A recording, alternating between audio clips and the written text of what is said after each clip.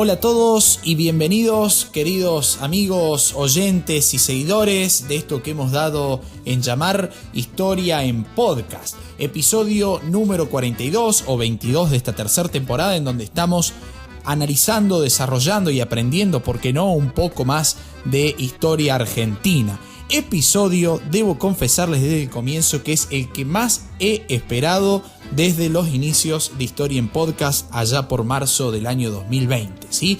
Vamos a estar hablando hoy del desarrollo del primer gobierno peronista entre 1946 y 1952. Episodio que me ha significado muchísimo desafío para tratar de condensar en aproximadamente hoy, calculo, entre 40 a 45 minutos de desarrollo de la temática que recién les acabo de decir, ¿sí? El peronismo. Qué difícil que es analizar el peronismo para cualquier historiador, un partido y un movimiento político que ha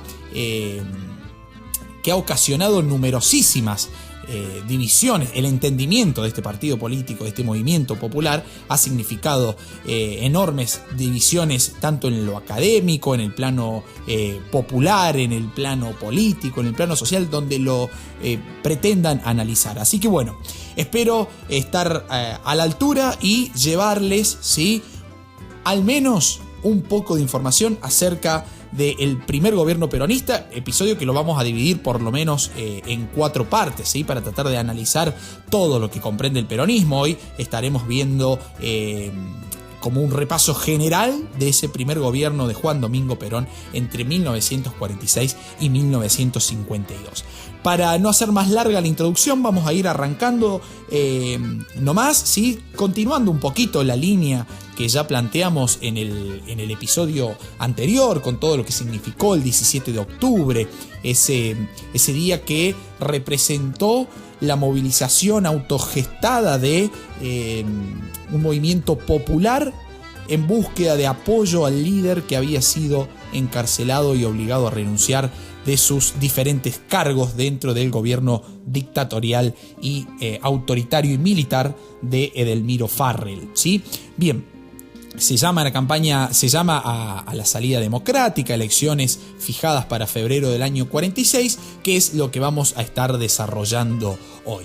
Para iniciar, diremos, he pensado empezar a darle punto de origen a este episodio diciendo que en 1945, ese año clave en la historia argentina, ese año bisagra en la historia de nuestro país, ese año que mientras Europa terminaba la Segunda Guerra Mundial con un saldo catastrófico, ¿sí?, que ya hemos analizado en la primera temporada de Historia en Podcast, ¿sí?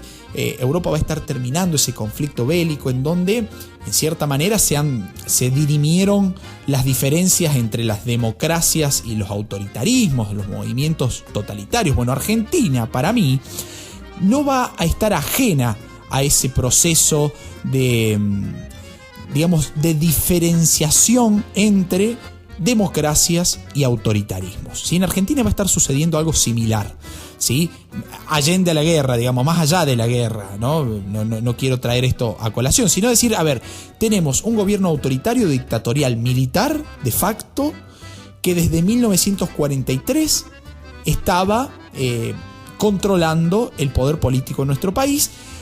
Movimiento autoritario, militar, que es puesto en jaque por un movimiento popular que reclama la liberación de su líder, que tanto le había dado al movimiento obrero, Juan Domingo Perón, y se presiona a ese gobierno para lograr una salida democrática. Entonces tenemos en la balanza nuevamente el autoritarismo militar, de corte militar, enfrente a la democracia, ¿sí? Está dirimiéndose el autoritarismo y la democracia también en nuestro país, ¿sí? Después de los sucesos de octubre de 1945, el movimiento obrero va a buscar consolidar su iniciativa política a través de la creación del Partido Laborista, ¿sí?, que va a ser justamente visto por los viejos sindicalistas como la realización de sus reclamos de participación política que tantos años los había tenido en lucha. ¿Sí? Partido Laborista que en sus comienzos, hay que decir, prohibía justamente el ingreso de oligarcas, según definición propia, según su carta fundacional, y de personas con ideas reaccionarias o totalitarias. ¿Sí? Este partido laborista que va a erigir como principal candidato de cara a las elecciones presidenciales del 46, nada más y nada menos que Juan Domingo Perón.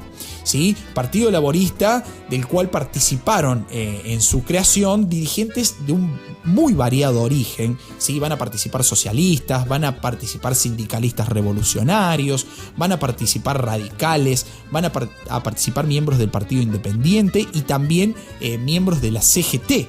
¿Sí? De hecho, la primera comisión directiva del Partido Laborista va a tener como presidente a Luis Gay, que venía del gremio de los telefónicos, y como vicepresidente a Cipriano Reyes, que provenía del sindicato de la carne de Berisso específicamente. ¿Sí? El resto estaba conformado, el resto de la cúpula directiva del Partido Laborista estaba conformado por obreros, todos ellos con más de 15 años de actividad sindical, lo cual ya nos permite pensar una relación muy estrecha entre los orígenes del peronismo, ¿sí? Con la vertiente sindicalista, ¿sí? Ya que la mayoría del apoyo del Partido Laborista, de la formación del Partido Laborista, está dada por sindicalistas, por obreros con una amplia trayectoria sindical. ¿Qué proponía este Partido Laborista? En primera instancia, lograr llegar a las elecciones de febrero del 46, y una vez ya conformada esa plataforma electoral, un partido político que va a buscar justamente una redistribución equitativa del ingreso, una mejora de los salarios, una mejora de las condiciones de vida de los trabajadores. En palabras textuales van a decir: buscamos la democracia política, pero también la democracia económica, o sea, enfrentándose al autoritarismo del gobierno militar, que contradictoriamente del cual también había sido parte el líder que proponían como candidato, ¿sí? Ya que este Partido Laborista, como dije recién, sostenía justamente la candidatura de la fórmula Juan Domingo Perón y Hortensio Quijano. Quijano, que provenía también de la Unión Cívica Radical, la famosa Junta Renovadora de la Unión Cívica Radical, cuyos miembros también estuvieron ligados al gobierno de Farrell y que progresivamente fueron acercándose hacia la figura de Perón y el nuevo movimiento popular del peronismo, ¿sí? Este acuerdo político, ¿sí? Este acuerdo político que se está formando va a estar acompañado también por el sector nacionalista del ejército, lo cual no va a ser un apoyo menor, ¿sí? Pensemos en el contexto de golpes de Estado y dictaduras que estábamos en esos momentos, y también va a ser apoyado en primera instancia por los pequeños y los medianos empresarios que veían justamente en Perón la posibilidad de mejorar su actividad industrial. Ahora, mientras tanto, ¿sí? Mientras el Partido Laborista veía la luz del sol, salía, ¿sí? a la luz, tenía su origen, la oposición también va a estar organizándose. Por esos momentos, la oposición va a estar integrada por diversos partidos políticos. Los más importantes en cuanto a representatividad, digamos, a tradición, a trayectoria, si se quiere, va a ser la Unión Cívica Radical, el Partido Socialista, el Partido Demócrata Progresista, del cual ya hemos hablado en algunas otras oportunidades, y también el Partido Comunista. Todos ellos forman un único frente electoral para 1945, el cual va a ser denominado como Unión Democrática. Esa Unión Democrática que va a estar apoyada incluso por los conservadores, aunque el Partido Demócrata Nacional, que es aquel que reunía a los conservadores, no participó de esa Unión Democrática, pero por fuera contaba con el apoyo de ese sector, ¿sí? Esta Unión Democrática va a tener como fórmula presidencial a los candidatos José Tamborini para presidente y Enrique Mosca como vicepresidente, la famosa fórmula Tamborini-Mosca que podemos encontrar en cualquier manual de historia, ¿sí? Bien, lo más importante que a mí me encanta analizar, el clima previo, la famosa campaña electoral, que va a ser una de las campañas electorales más calientes de la historia argentina, ¿sí? va a ser bastante interesante. ¿Por qué? Porque la Unión Democrática, ¿sí?, la oposición al peronismo, digamos que en realidad no era peronismo, sino que en esos momentos se llamaba Partido Laborista, y Perón iba como candidato de ese sector. Bueno, la Unión Democrática, la oposición a ese Partido Laborista, se presentaba como la verdadera opción democrática. ¿Por qué? Porque corría a Perón, digamos, llevaba a Perón a su origen militar y autoritario, a sus orígenes como miembro fundador del GOU, que había participado y propiciado el golpe de Estado del 43, formando una dictadura, siendo parte de un gobierno dictatorial. Entonces lo terminaba, como quien dice y con jerga moderna, corriendo por derecha, ¿sí? Lo corría Perón por derecha, lo identificaba toda la alianza laborista como el representante del nazifascismo en Argentina, ¿sí? Todo eso formó parte de la campaña electoral en vísperas a las elecciones presidenciales de febrero del 46, ¿sí? Campaña en la que va a tener un rol fundamental, ¿sí?, Sproul Braden, que ya hemos desarrollado alguito en el episodio anterior, pero que va a tener una participación muy activa, digo, un mes antes de las elecciones, ya que va a ser el propio Braden el encargado de largar el famoso libro azul, en donde se planteaba la figura de Perón como justamente el representante máximo del nazifascismo en Latinoamérica, una persona que según Braden había que tener bastante cuidado porque los intereses nazifascistas de Perón iban a poner en peligro a toda la zona latinoamericana, zona en la que Estados Unidos históricamente ha tenido un interés bastante particular, más de todo si lo analizamos desde la lógica económica, ¿no? Por su parte, el Partido Laborista, con Perón a la cabeza, se planteaba como planteaban de hecho a Perón como el representante máximo de los trabajadores, el representante de la justicia social, el defensor de los intereses nacionales frente a los intereses extranjeros, particularmente frente al imperialismo norteamericano que denuncia el Partido Laborista, denunciando, digamos, a la Unión Democrática, ¿sí? Esa alianza Unión Democrática con Estados Unidos en contra de los derechos de los trabajadores, van a proponer los laboristas. Entonces van a lanzar la famosa consigna de campaña, ¿sí?, la consigna laborista de la campaña electoral, Braden o Perón, ¿sí?, como diciendo, a ver, o elegimos a Perón, defensor de los trabajadores, o directamente nos sumimos al capital extranjero, nos sumimos a los intereses imperialistas de Estados Unidos, lo cual significa una retórica bastante interesante para analizar, digamos, ¿no? Después cada cual sacará sus conclusiones, pero esa famosa frase Braden o Perón, llevada como lema de campaña por el Partido Laborista, nos hace pensar en el nacionalismo peronista, si se quiere, y nos hace pensar también el rol o la injerencia de los Estados Unidos en la política nacional, en la política de nuestro país.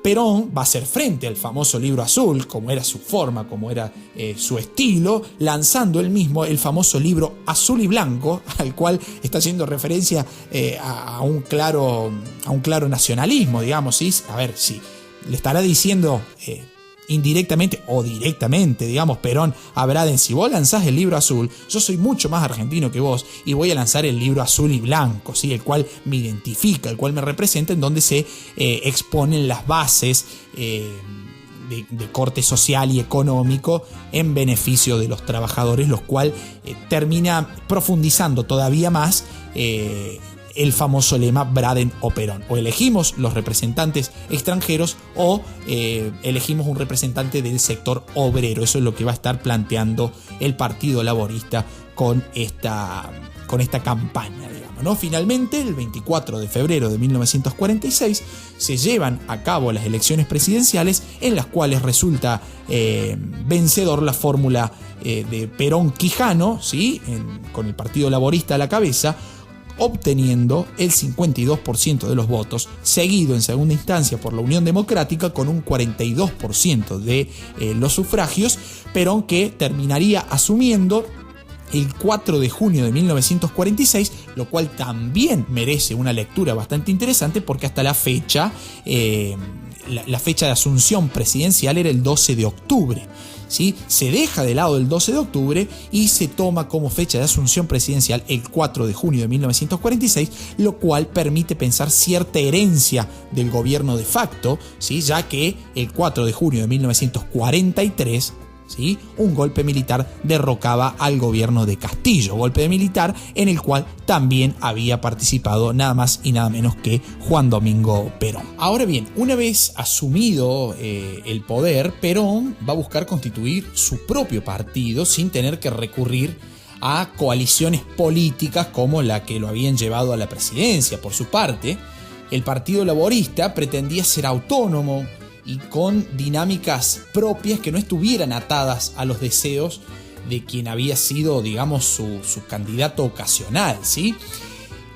Perón va a promover, en este sentido, la disolución de los 3 partidos que habían llevado a su candidatura para crear de esta forma uno nuevo. Esta decisión va a ser rechazada por algunos sindicalistas, como por ejemplo Cipriano Reyes, los cuales se van a oponer abiertamente y van a pretender que el sindicalismo mantuviera su autonomía. Pero finalmente, en el año 1946 se había constituido el Partido Único de la Revolución Nacional, que en 1947 tomó forma definitiva como Partido Peronista, o también denominado Partido Justicialista, mediante la redacción de su carta orgánica, incorporando, digamos, 3 líneas básicas: el Partido Justicialista masculino, la CGT y el Partido Justicialista femenino, después de la aprobación del sufragio de las mujeres, que analizaremos oportunamente.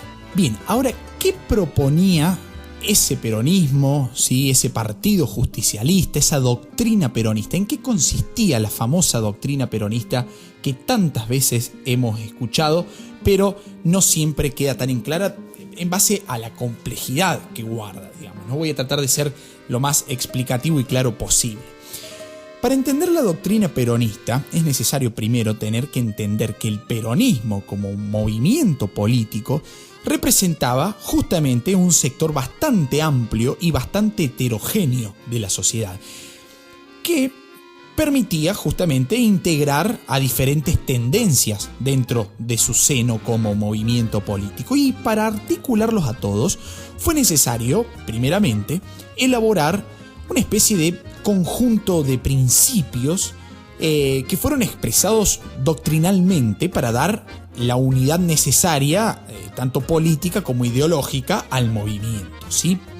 Esa doctrina peronista planteaba 3 puntos principales: la soberanía política, en primera instancia, la justicia social y la independencia económica, que nombrándolos así rápido parece como bastante sencillo de entender, pero a la hora de desmenuzar cada uno de esos apartados, comienza a aparecer la verdadera idiosincrasia del peronismo como movimiento político amplio y heterogéneo. Soberanía política que ya había quedado plasmada en la campaña electoral de cara a las elecciones de febrero del 46, digo, ¿no? A ver, una soberanía política que justamente busca la capacidad de decisión, de acción y de tomas de decisiones de un país de manera soberana, es decir, sin la injerencia de las potencias extranjeras. Una justicia social que va a buscar una igualdad que siempre es utópica, digamos, ¿no? Si tomamos a rajatabla la justicia social, vamos a estar seguramente mal entendiendo lo que signifique la justicia social en sí misma, digamos, per se. Y una independencia económica que, a mi forma de ver la historia, es la más interesante para analizar y es la que voy a desarrollar de manera más profunda para tratar de entender lo que se desprende después, que es la justicia social y la soberanía política, ¿sí? Independencia económica que fue declarada de manera explícita mediante la firma de un acta en Tucumán el 9 de julio de 1947. Fíjense, tratar de reivindicar esa independencia política que había obtenido en nuestro país, en ese momento las Provincias Unidas de Sudamérica, ¿sí? Del Imperio Español, allá por julio de 1816. Ahora Perón hace un acto fundacional nuevamente, lo cual es una característica propia de los movimientos populistas que en esos momentos se estaban desarrollando en Latinoamérica. Ya lo he aclarado esto en un episodio anterior. firma el propio Perón, ya como presidente, la independencia económica de nuestro país. Independencia que suponía que el capital, ¿sí?, debía circular en nuestro país de manera independiente con una función social.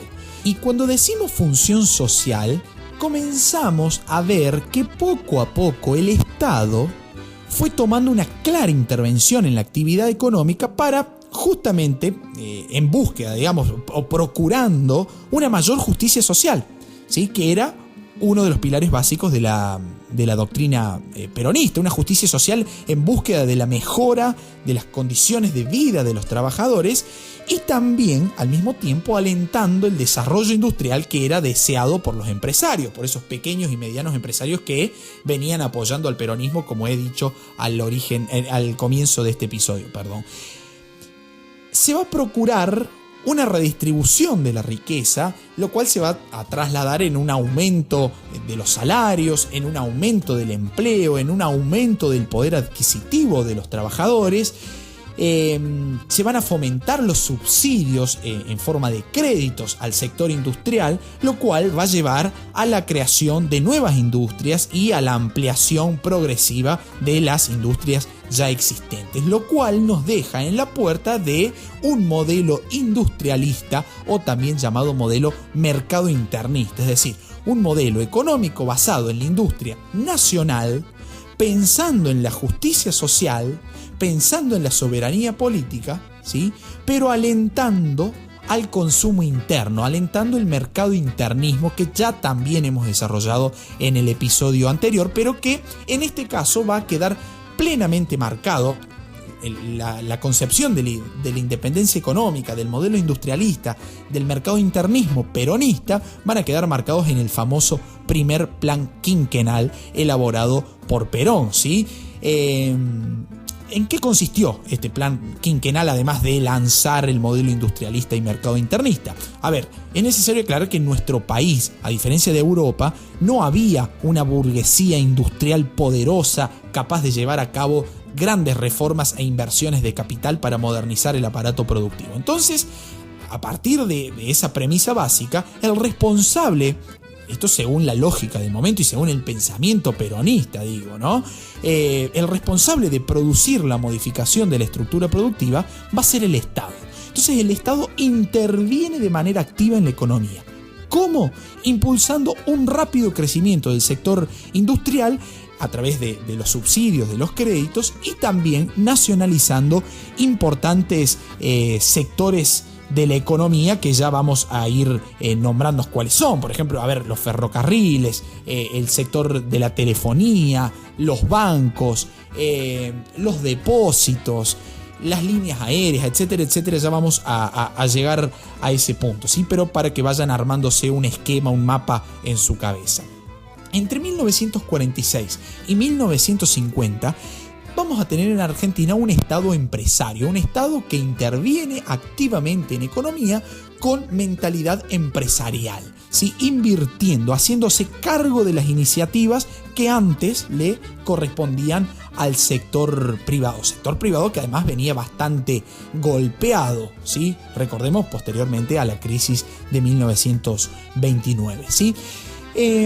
¿Cuáles fueron las medidas explayadas en ese famoso primer plan quinquenal? En 1946 comienza el proceso de nacionalización de diferentes recursos que les decía recién. En primera instancia se va a nacionalizar el Banco Central y todos los depósitos bancarios con el objetivo de, controlar la política financiera del país, orientarla hacia la actividad industrial a través de este sistema de créditos y de subsidios que mencionaba anteriormente. Se va a formar el famoso Instituto Argentino para la Promoción del Intercambio, el IAPI. ¿Cuál era la función del IAPI? ¿Sí? A través del IAPI, el Estado se resguardaba para sí mismo la capacidad de controlar el comercio exterior, sobre todo el vinculado a las actividades agropecuarias, que ya vengo diciendo desde diferentes episodios anteriores que nunca dejó de existir, sino que también se va a fomentar, sino que a la par del modelo agropecuario va a funcionar el modelo industrial. Es más, me animo a decir que sin el modelo agropecuario, ¿sí? Sin el modelo agroexportador, que nunca dejó de existir, sí se va a ver diezmado, pero nunca va a dejar de existir, sin ese modelo no podría haber existido nunca el modelo industrialista. ¿Por qué? Ya vamos a ver el por qué, y acá en esta explicación vamos a encontrar la respuesta a esta teoría que es mía, pueden coincidir o no, digamos, ¿no? El IAPI era el encargado de fijar los precios de las exportaciones agrícolas y regulaba también las importaciones. Gracias al IAPI, el Estado tuvo un importante caudal de recursos que volcó hacia el sector industrial, digamos, ¿no? Esa transformación, esa transferencia de los ingresos desde el modelo agroexportador hacia la industria termina provocando el enojo de los terratenientes. Y hay muchos historiadores que dicen los terratenientes se enojaron. No, ojo, no solo los terratenientes, los pequeños y los medianos productores agrícolas también se enojaron con el peronismo. De ahí viene, yo creo que el IAPI es la explicación de por qué el campo, si se me permite, si se me permite la palabra odio, digo, no sé si corresponde, pero para que podamos entenderlo más gráficamente, por qué el campo odia al peronismo, digamos, por qué el campo es tan reticente al peronismo, ¿sí? En realidad el IAPI lo que hacía era lo siguiente, a ver, para poner un ejemplo actual, si la tonelada de soja valía 20 pesos, ¿sí? En el mercado exterior, el productor agropecuario se veía obligado, con toda la fuerza de la palabra, a vendérsela al IAPI, que era un ente intermediario, ¿sí? A un precio mucho menor. Es decir, por ejemplo, el productor agropecuario estaba obligado a vendérsela al IAPI, a su producción, a 12 pesos la tonelada, ¿sí? El IAPI posteriormente vendía esa producción al mercado externo al valor de mercado exterior, que era de 20. Esa diferencia en este ejemplo hipotético que estoy dando de 8 pesos quedaba para el Estado, que lo iba a volcar a ese flujo de dinero, lo iba a volcar después al mercado interno, a los créditos, a los subsidios al sector industrial. Lo cual termina llevando al enojo de esto que decíamos anteriormente de terratenientes, pequeños y medianos productores agropecuarios con el sistema redistributivo del peronismo, ¿sí? Implantado por el peronismo. También mostraron su enojo con esa transferencia de ingresos del agro a la industria, las empresas privadas vinculadas al comercio exterior, como por ejemplo hay un caso muy claro que es el de Bunge & Born y el de la exportadora Dreyfus, ¿sí? Los cuales mostraron la reticencia hacia la política implementada por el peronismo. Asimismo, gracias al accionar del IAPI, al accionar de las medidas de este primer plan quinquenal, se logró un sostenido crecimiento industrial de bienes de consumo y de bienes intermedios, ¿sí? Sobre todo basándose en la pequeña y en la mediana empresa industrial y más que nada en los primeros años del peronismo, ¿sí? Porque ya vamos a ver que comienzan a surgir posteriormente algunos problemas que ya hemos adelantado algo en el episodio anterior, ¿sí?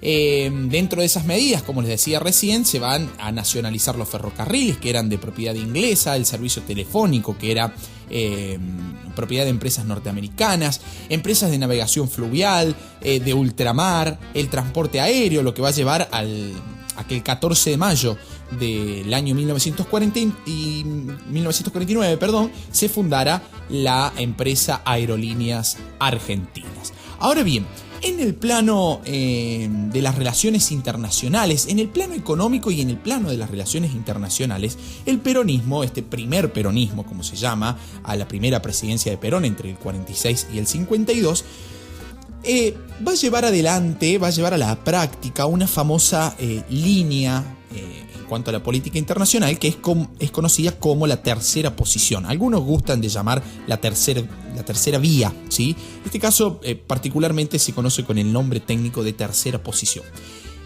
¿Qué venía a traer en juego esta tercera posición? Bueno, en realidad el peronismo va a ser el encargado de anunciar la adopción de una política conocida como una alternativa, ¿sí? A los bloques y al posicionamiento internacional del momento del mundo de posguerra, ¿sí? con esta tercera posición se pretendía justamente tomar distancias tanto de la Unión de Repúblicas Socialistas Soviéticas como de Estados Unidos. Es decir, estamos al medio, estamos inaugurando una tercera posición justamente respecto al bloque capitalista y al bloque comunista, una política de no alineamiento, digamos, una política de no alineamiento internacional, lo cual viene a justificar una de las premisas básicas de la doctrina peronista, que es la soberanía política, ¿sí? Perón justamente proponía además hallar un camino alternativo entre el capitalismo y el comunismo. En nuestra historia dentro del peronismo esto se va a traducir como el beneficio para tanto para el sector capitalista como para el sector obrero. Digamos, ¿no? Vamos a tener un gobierno que va a estar beneficiando al mismo tiempo, al menos en los primeros años, a los dos sectores.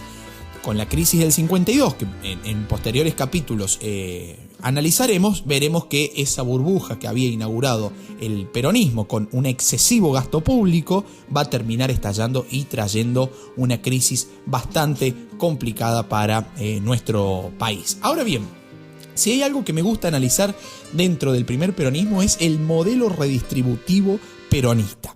Modelo que va a llevar a que el periodo transcurrido entre 1946 y 1948 fuera el más formidable de los procesos redistributivos a favor de los trabajadores en la historia argentina. El principal objetivo que perseguía este modelo redistributivo peronista era formar justamente una nueva estructura social basándose, de instrumentos totalmente keynesianos. El peronismo no vino a descubrir la pólvora, el peronismo no vino con estrategias totalmente novedosas. Sí, quizás desconocidas en ese momento o desconocidas intencionalmente incluso por el Estado argentino, por los encargados de los diferentes gobiernos en nuestra historia, pero desde 1930, ¿sí? Keynes la teoría keynesiana, ya se encontraba aplicada en Estados Unidos, digamos, ¿no? Estados Unidos logra salir de la crisis del 29 gracias a las políticas keynesianas, políticas que en nuestro país las toma el peronismo y las aplica a un contexto bastante diferente al de Estados Unidos, ¿sí? Pero viene y las aplica acá, llevando a cabo, por ejemplo, ya hemos hablado, los créditos subsidiados por el Estado hacia las empresas privadas industriales para tratar de aumentar los salarios, lo cual genera más consumo, lo cual lleva al aumento del gasto público. Van a crecer inclusive los empleados estatales, es decir, el Estado se agranda y va a provocar esto un aumento del déficit fiscal para tratar justamente de mantener el nivel de la actividad laboral. Y quizás cegado en esos momentos por las urgentes demandas sociales en ese periodo 46-48, incluso previo, ¿sí? Hay que destacar en este primer gobierno peronista la ausencia de una estrategia a largo plazo. ¿Sí? No hubo preocupación ni ideas para lograr un desarrollo sostenido y sobre todo para lograr una racionalidad en la asignación de recursos. Tenemos esto, ¿qué hacemos? Tenemos esta determinada cantidad de recursos. Bueno, nos limitemos, ¿sí? a tratar de asignarlos de manera racional para no quedarnos sin nada. Que eso escaso que tengamos, mucho o escaso, lo que fuera el caso, eso que tengamos lo invirtamos para tratar de conseguir más recursos. En este momento, ¿sí? En ese periodo escaso de 2 años, 3 años si queremos, porque recién la crisis va a comenzar en el 49, va a estallar en el 52, el peronismo asignó recursos de manera muy poco racional, ¿sí? Lo cual lleva al aumento del déficit fiscal, ¿sí? Lo cual lleva a una progresiva suma de impuestos, ¿sí? Lo cual lleva a una generación de inflación, lo cual termina haciendo explotar la burbuja política y económica que había instaurado el peronismo a partir de 1946. Ese modelo termina entrando en crisis, como les dije recién, en el año 49, en 1949, cuando se comienza a producir el aumento de la desconfianza de los empresarios privados hacia ese modelo redistributivo peronista.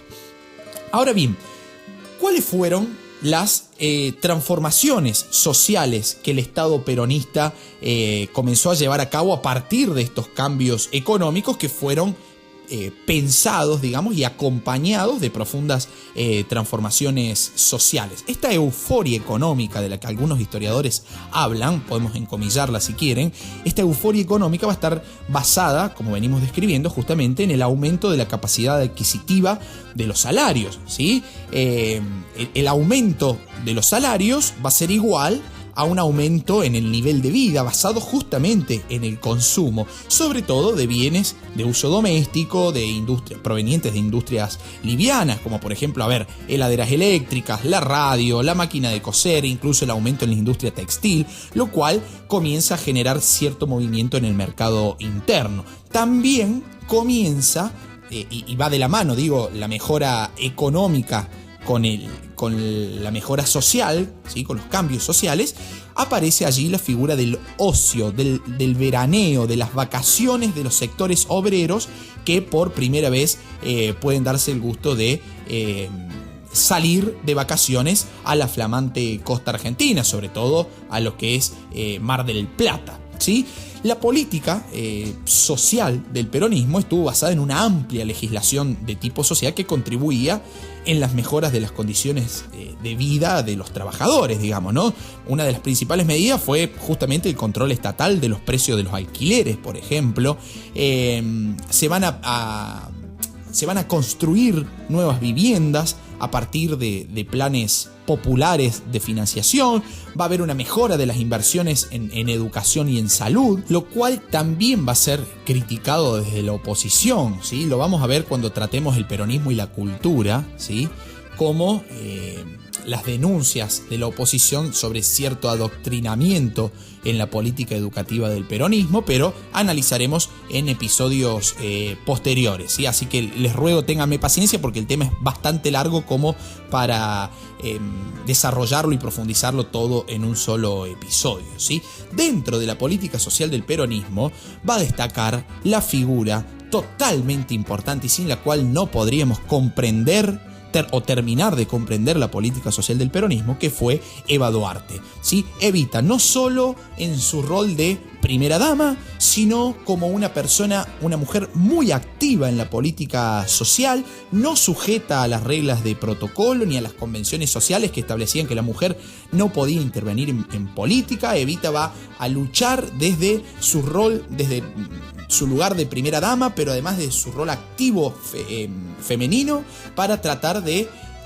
perseguir y conseguir diferentes derechos que ya tenían en nuestro país varios años, ¿sí? Que venían desde diferentes vertientes políticas. Ya hemos hablado en episodios anteriores de Julieta Lanteri, por ejemplo. Venimos hablando de las demandas del socialismo en nuestro país, demandas que muchas de ellas van a ver la luz gracias a la función social de Evita, ¿sí? Evita, que va a protagonizar enérgicos discursos contra sus enemigos, lo que ella llamaba los oligarcas y los vendepatrias, los cuales, esto también en cuestión de análisis discursivo, lleva a una separación entre un nosotros y un ellos, ¿sí? Así como se planteó también en la campaña electoral del 46, como hemos ya visto, el discurso social del peronismo también viene a plantear una división, una grieta, ¿sí?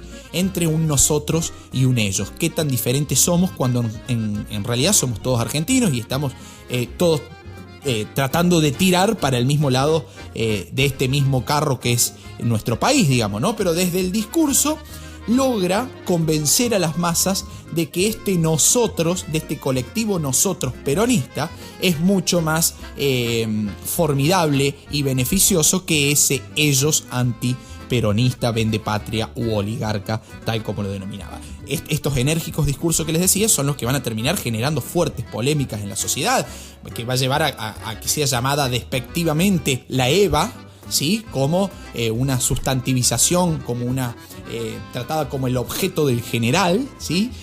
Por los sectores obviamente opositores al peronismo, y va a ser llamada como Evita, la abanderada de los humildes, por aquellos sectores beneficiados con sus políticas sociales. Fíjense, el término abanderada de los humildes a mí me genera cierta cosa que no sé si puedo poner en palabras, pero lo charlamos siempre con mis alumnos. Digo, fíjense, Perón se autodenomina el primer trabajador y Evita la abanderada de los humildes. O sea, de los trabajadores yo soy el primero y de los humildes también soy el primero. ¿Sí? Una especie de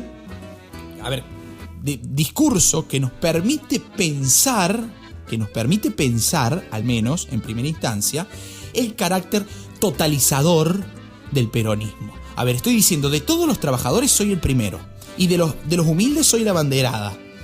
¿Sí? Antes que yo, o mejor que yo, no creo que haya otro, lo cual viene a plantear, como ya dije anteriormente, el carácter fundacional del peronismo en nuestro país. Fíjese, declaramos la independencia económica el 9 de julio, que hemos estado hablando anteriormente, ¿sí? Entonces, al menos ese discurso merece un análisis para tratar de entender una cierta lógica, a mi parecer. Pueden que estén de acuerdo o no, ¿sí? No hay ningún problema. Una cierta lógica totalizadora del movimiento que se van a ver después plasmado, me parece a mí, con otra serie de reformas que ya vamos a estar hablando. Detrás de esa polémica en torno a la figura de Eva había una valoración diferente acerca del significado de la política social del peronismo, digamos, más allá de Eva, ¿sí? La política social del peronismo merecía al menos dos análisis. Para quienes se habían beneficiado con esta política redistributiva, para ellos la acción social del gobierno era un elemento de dignificación, un justo reconocimiento a los derechos laborales del sector obrero que, insisto, llevaban en nuestro país más de 50 años y todos ellos venían marcadas por por los movimientos socialistas, anarquistas, comunistas, de los cuales el propio Perón se había manifestado en contra cuando lleva a cabo el golpe de Estado del 43, digamos, ¿no? Lo cual genera cierta contradicción, al menos en el discurso. Y para sus opositores, ¿sí? la otra valoración, van a decir que se trataba solo de una actitud demagógica para conformar a los pobres, ¿sí? Ese era el lenguaje usado en el momento, y así ampliar la base electoral del peronismo, ¿no? Digamos, pensemos en esta verticalidad que le decía, yo soy el primer trabajador, yo soy la abanderada de los humildes, antes de mí no hay otro, digamos, al menos esa es la lectura que me permito hacer en ese momento. Evita, hay que decirlo, va a tener una marcada influencia en la consecución del sufragio femenino, ¿sí? En la reforma de la Constitución del año 1949, que ya estaremos analizando más adelante. A través de su fundación, de la Fundación Eva Perón, logra amparar en su seno a justamente los sectores populares y de escasos recursos que, entre variadas tareas, por ejemplo, se encargaba de repartir útiles escolares. Entonces, digamos, esta valoración diametralmente opuesta entre los beneficiados por la política social del peronismo y los opositores, ¿sí? Lleva a un análisis diferente de acuerdo a qué vereda nos paremos a la hora de analizar el peronismo, digamos, ¿sí? Y en esta cuestión de la verticalidad del peronismo como movimiento político, de su carácter totalizador que hablaba anteriormente, voy a mencionar algunos ejemplos para tratar de entender cómo el peronismo comienza a intervenir en todos los rasgos de la vida del país. Necesitaba estar omnipresente el Estado peronista para recordarle constantemente a los ciudadanos de nuestro país que estaban bajo un gobierno peronista, ¿sí? Algo similar a lo que sucedió con el rosismo en su momento, ¿sí? Que se tenían que dar las misas sí o sí con el retrato de Rosas para recordar la figura del restaurador. Bueno, Perón va a ser un ferviente admirador de Rosas. Recordemos, Perón va a dar clases de historia militar en el Colegio Militar de la Nación. Va a ser un admirador de las teorías que en ese momento estaban en boga en Europa, de este control de las masas, ¿sí? Lo cual lleva a tener a las figuras de los líderes constantemente presentes entre la población. En este sentido, voy a mencionar solamente dos ejemplos y dejo que las conclusiones las saque cada cual por su parte. Y con esto termino el capítulo. La actual provincia de La Pampa, por ejemplo, va a pasar, dentro de la primera presidencia de Perón, de ser un territorio nacional, que se denominaba en esos momentos, a ser una provincia mediante la ley 14.037, ¿sí? Sancionada el 8 de agosto de 1951. Pueden buscarla si quieren. En esa ley, ¿sí?, se permite que la nueva provincia, antes denominada Territorio Nacional de La Pampa, ¿sí?, la nueva provincia recibiera el nombre de Eva Perón. Provincia Eva Perón, ¿sí?, que se lleva a la práctica, se pone de manifiesto este nombre de manera práctica el 20 de diciembre de 1951.